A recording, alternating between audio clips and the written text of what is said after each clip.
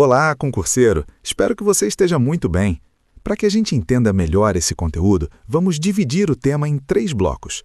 Hoje vamos falar sobre inadimplemento e suas consequências, incluindo mora do devedor e do credor, cláusula penal, resolução e resolução por onerosidade excessiva. Vamos começar do começo. Imagine a seguinte situação. Você combina com alguém que um produto seja entregue ou um serviço seja prestado em uma data certa, e na hora marcada, nada acontece. O que acontece nesse caso? Temos o chamado inadimplemento, que é quando a obrigação não é cumprida como combinado. E isso é muito importante, porque a confiança entre as partes depende justamente do cumprimento do que foi acordado. Falando em mora do devedor, ela acontece quando a pessoa que deve cumprir algo não o faz no prazo certo. Por exemplo, você encomendou uma geladeira e ela não chega no prazo combinado. Nesse momento, a lei considera que o fornecedor está em mora e ele passa a ser responsável por eventuais prejuízos, juros e até pode ser obrigado a entregar o que prometeu. É um jeito de garantir que ninguém saia perdendo. Mas atenção, existe também a mora do credor, que às vezes a gente esquece. Ela ocorre quando quem tem o direito não faz a parte dele, impedindo que o devedor cumpra a obrigação. Imagine que você precisa enviar um documento para receber um pagamento, mas o outro lado não te fornece as informações necessárias ou não entrega o que prometeu. Nesse caso, a responsabilidade pelo atraso não é sua e você ainda pode buscar algum tipo de compensação. Entendeu a diferença entre a mora do devedor e do credor? Agora vamos falar de algo que aparece muito nos contratos, a cláusula penal. Sabe aquela multa que aparece quando alguém atrasa pagamento ou descumpre uma obrigação? Pois é, ela funciona como um incentivo para que todo mundo cumpra o que prometeu. Por exemplo, no aluguel de um apartamento, se o pagamento atrasar, há uma multa diária.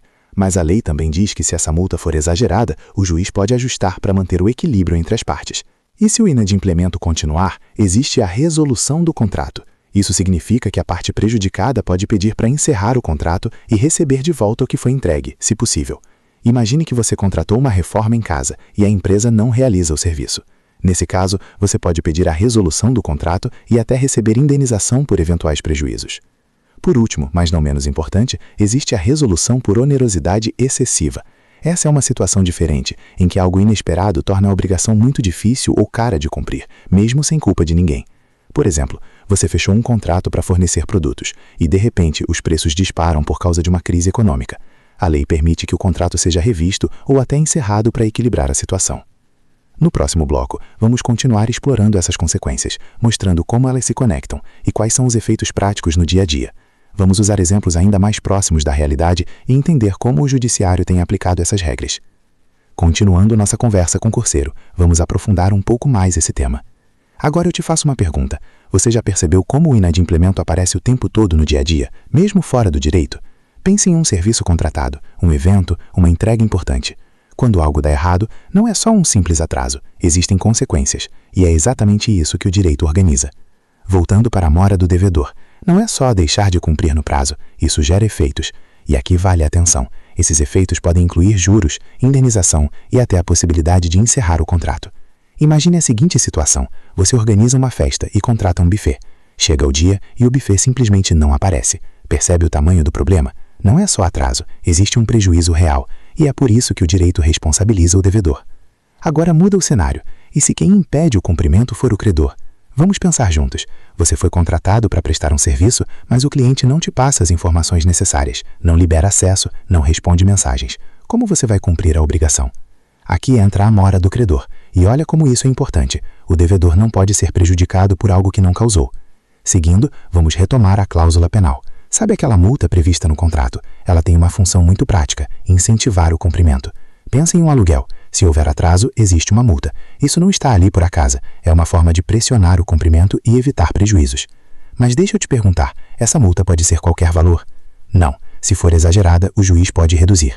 O direito busca equilíbrio, não punição desproporcional. Agora vamos avançar para a resolução do contrato por inadimplemento. Aqui a lógica é simples. Se uma parte não cumpre, a outra não é obrigada a continuar presa ao contrato. Imagine uma reforma na sua casa. Você paga uma parte, o serviço não é feito e o prazo estoura. Faz sentido continuar nesse contrato? Claro que não. Nesse caso, você pode encerrar o contrato e ainda buscar indenização pelos prejuízos. E agora um ponto muito interessante, a resolução por onerosidade excessiva. Aqui não existe necessariamente culpa, existe uma mudança inesperada. Pensa em alguém que firmou um contrato de fornecimento e de repente os custos disparam por causa de uma crise. Cumprir o contrato passa a ser quase impossível. Nessa situação, o direito permite revisar ou até encerrar o contrato se necessário. Percebe a lógica? O foco sempre é manter o equilíbrio.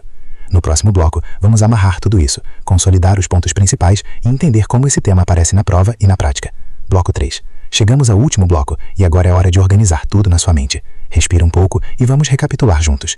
Quando falamos em inadimplemento, não estamos falando só de não cumprir um contrato. Estamos falando de um conjunto de consequências jurídicas.